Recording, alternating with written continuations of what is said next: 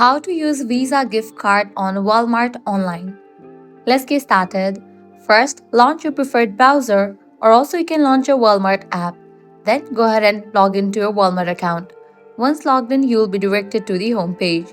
Now, what you have to do is head towards the checkout process.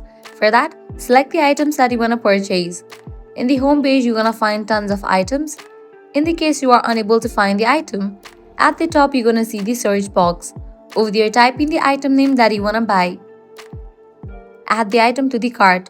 Once you are done, click on the cart icon given at the top right corner. Once you're in the cart page, here you're going to find all the details of your products. Just scroll down and go through the items.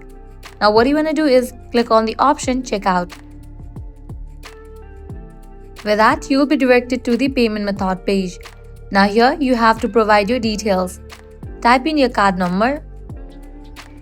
Provide your first name, last name, expiration date of the card, month, year, and CVV. Likewise, type in your phone number. Also, you can add billing address. Once you provide all these details, click on continue. So this way you can easily use Visa gift card on Walmart online. That's a wrap for this video. If this guide was helpful, don't forget to like, share, and subscribe to our channel. Thanks for watching.